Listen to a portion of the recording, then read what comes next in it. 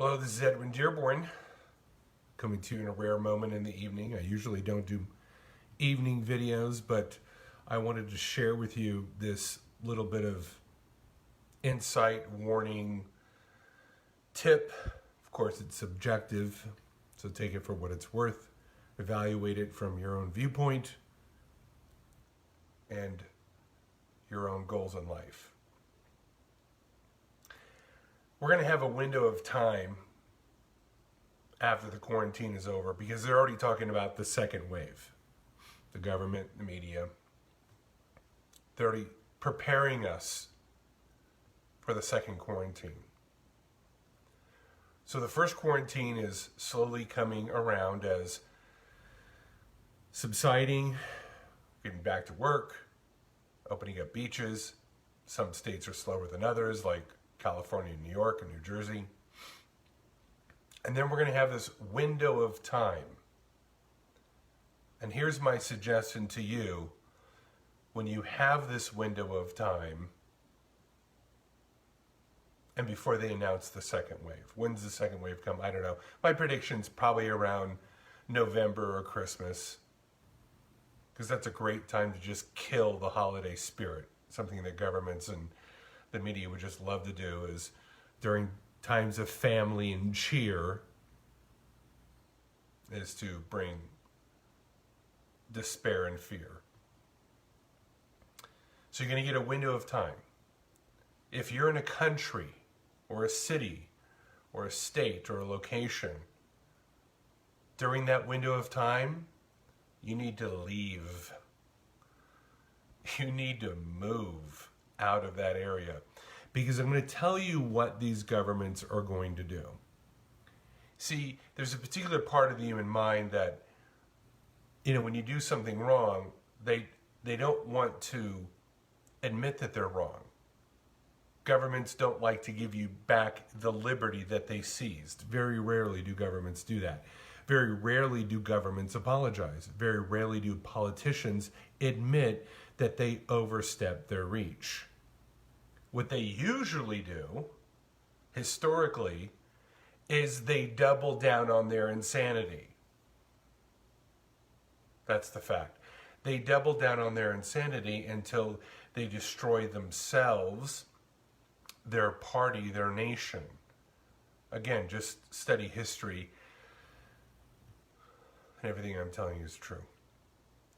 So what I'm telling you is when you get this window of time, if you're in a state or a country that's highly restrictive, that's got lockdown meningitis,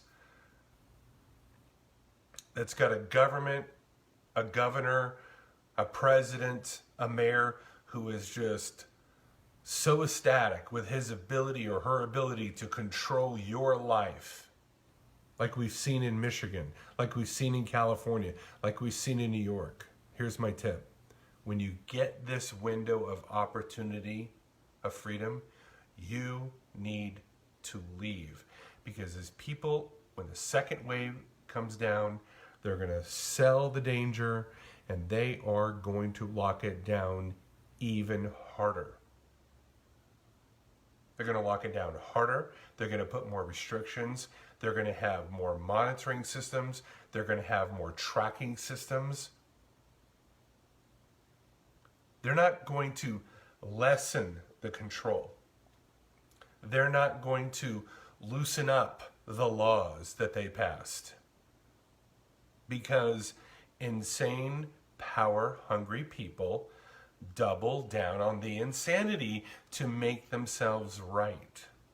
So that's one of the things about insane people. They don't admit they're wrong. They don't take responsibility. What they do to prove themselves right, that's right, Ken, is they act even more crazy to prove that the earlier crazy was right.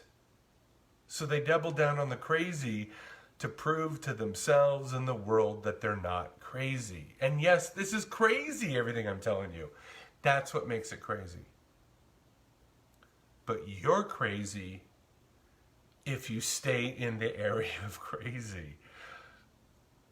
So when you have this window of time, you need to leave. You need to pack up your stuff and vámonos, as they say in Spanish. You need to go. Now, I've heard a lot of people go, well, we need to stay and fight. Okay, you stay and fight.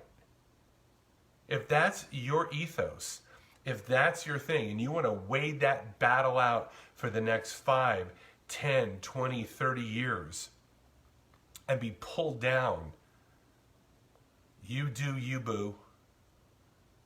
But for me, I'm getting the F out, man. I'm taking that window of opportunity and I'm moving to a state like Texas or Florida or Tennessee or Wyoming or Idaho, where you can go to work. You can own a gun. You can walk out and not get arrested for going to the park.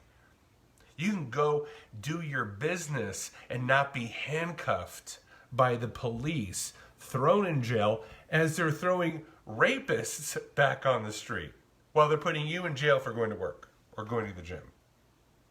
Crazy. It's crazy.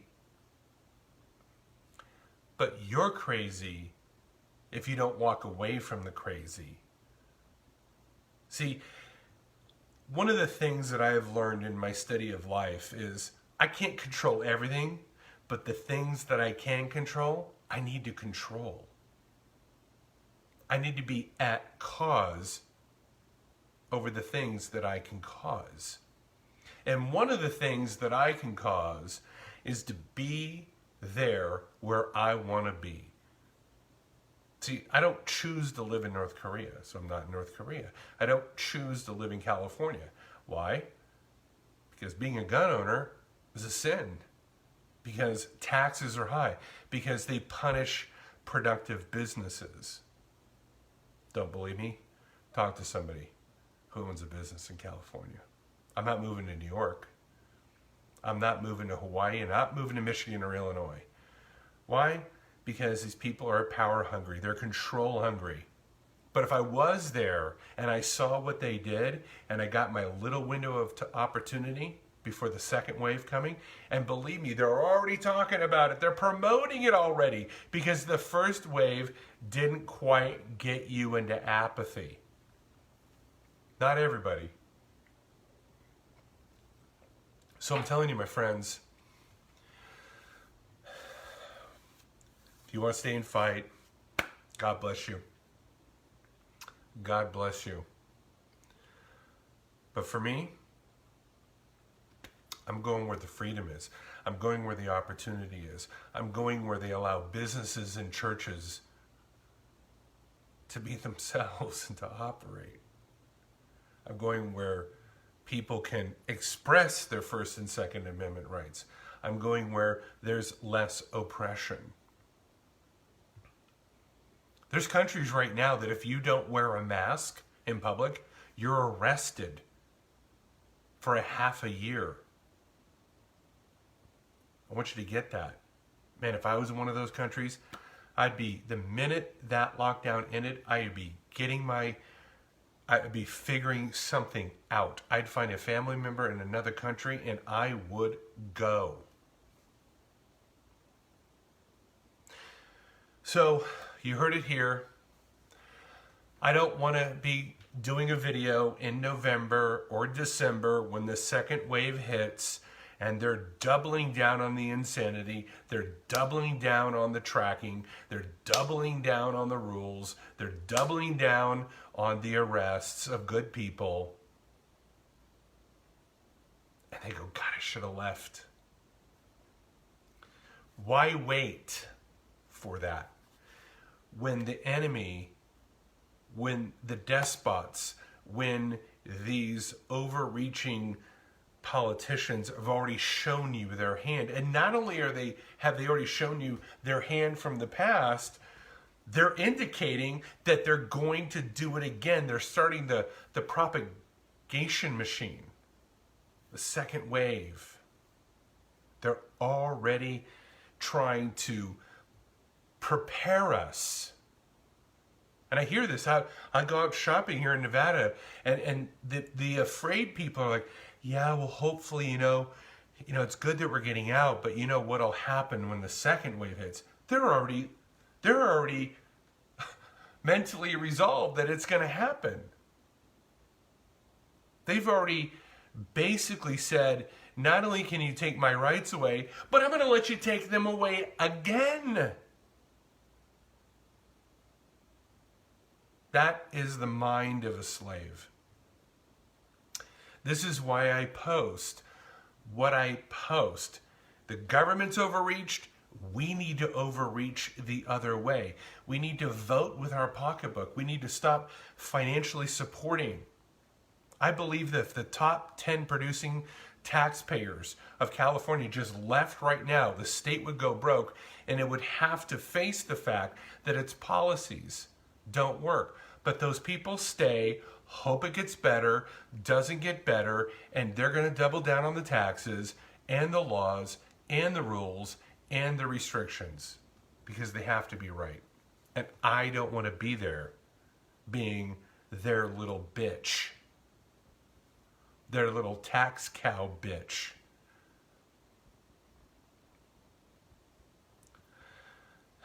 There you go. There's my rant.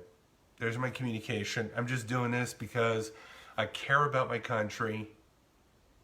I care about my friends. I care about my family. I try to do what I can do.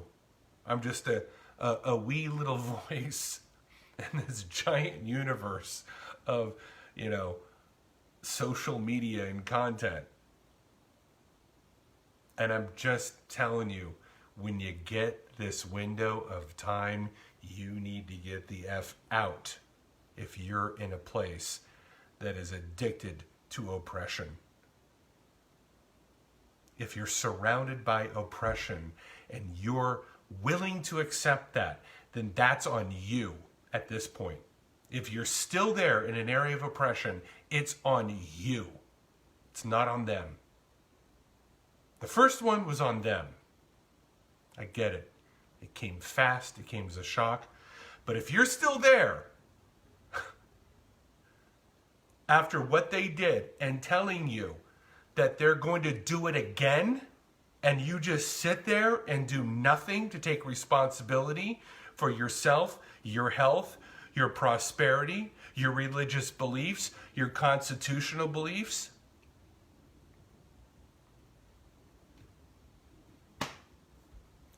don't come bitching to me about how bad it is. Don't. I'm going to say, you had a chance. You failed to take it.